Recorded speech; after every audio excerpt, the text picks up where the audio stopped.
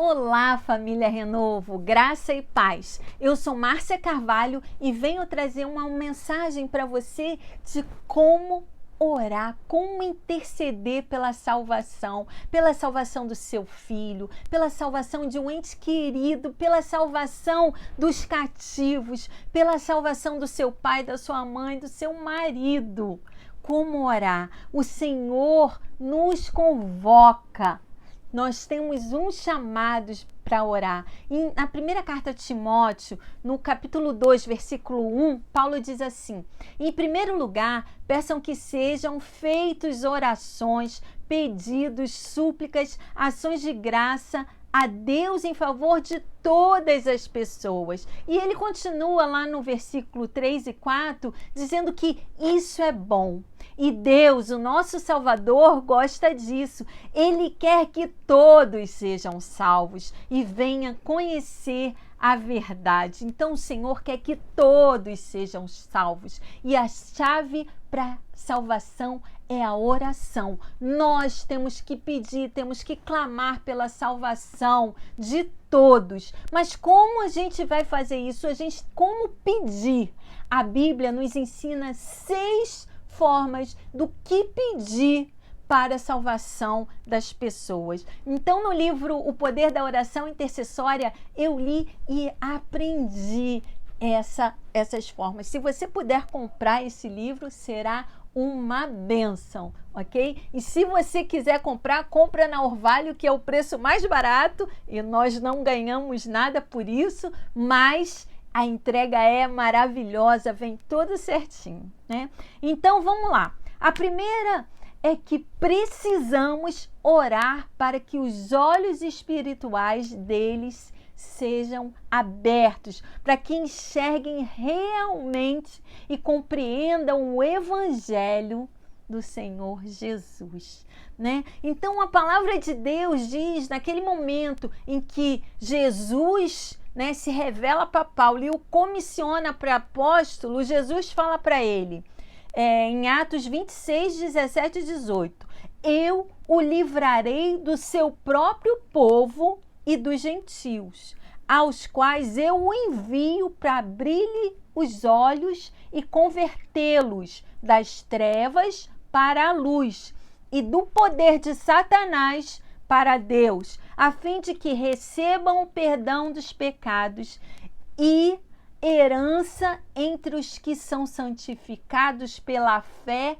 em mim, em Jesus. E em 2 Coríntios 4, 3, 4, Paulo já diz assim: porque se o evangelho que anunciamos está escondido somente para os que estão se perdendo. Eles não podem crer, pois Deus, o Deus desse mundo, Satanás, né, conservou a mente deles na escuridão. Ele não os deixa ver a luz que brilha sobre eles, a luz que vem da boa notícia a respeito da glória de Cristo, ao qual nos mostra Deus como Ele realmente é.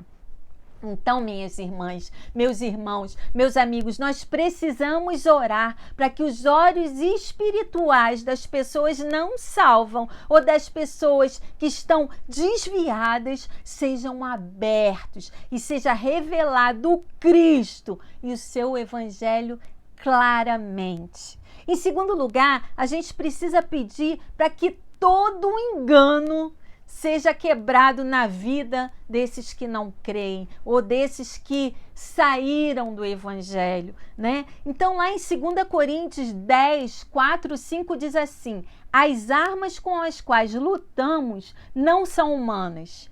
Ao contrário, são poderosas em Deus para destruir fortalezas. Destruímos argumentos, né? A palavra grega argumento, ela quer dizer logismo, filosofia, esquemas, crenças que a gente vai criando com o decorrer da vida. Isso vai penetrando na nossa mente, faz com que a mensagem do evangelho ela passe por um filtro dessas crenças e que a gente passa a não acreditar naquilo. Mas isso é estratégia de Satanás para que a gente não receba receba as boas notícias. E nós, as boas novas, nós precisamos orar, precisamos guerrear contra isso, batalhar e pedir, né? Orar contra esses enganos, pedir a Deus para destruir em nome de Jesus e crendo que todas essas armas vão ser liberadas por meio da oração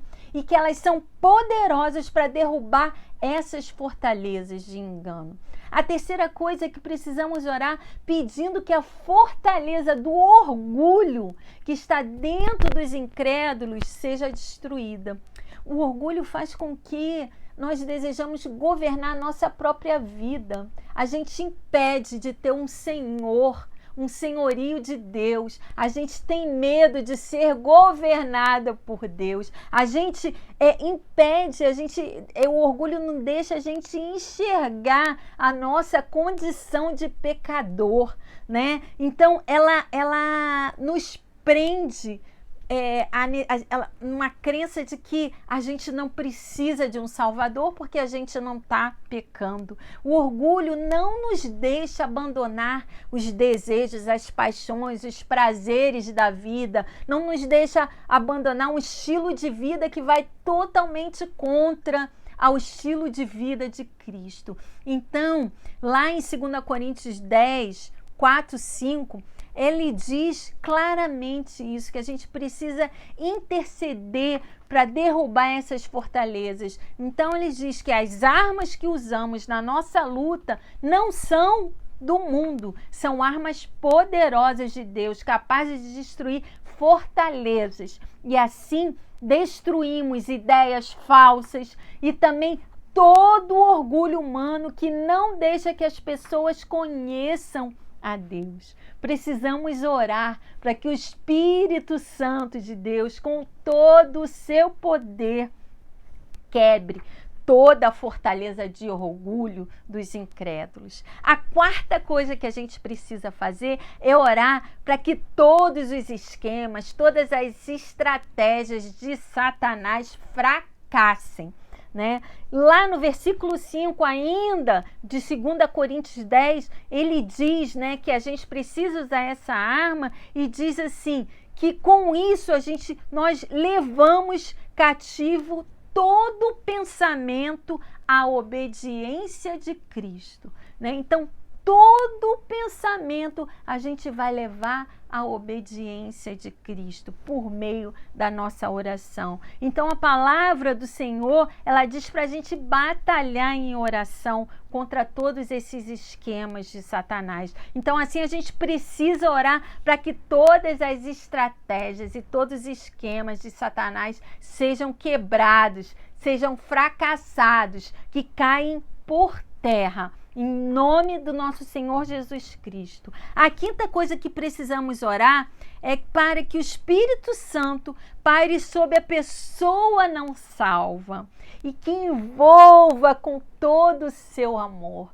O Espírito Santo é uma pessoa, né? A gente precisa entender que nas nossas orações de intercessão, ela libera o Espírito Santo e ele paira sobre essa pessoa não salva, porque é como se estivesse numa incubadora para fazer, esperando nascer uma nova criatura, porque quando a gente é uma nova criatura, é por quê? Porque o Espírito Santo está em nós, então a gente precisa interceder. O Espírito Santo, ele quer, ele espera que nós intercedemos para que ele pare, ele envolva as pessoas não salvas. E é isso que a gente precisa. E a gente vê que antes de existir a terra, lá em Gênesis 1.2, já se mostra o Espírito Santo. Diz assim, a terra era sem forma e vazia.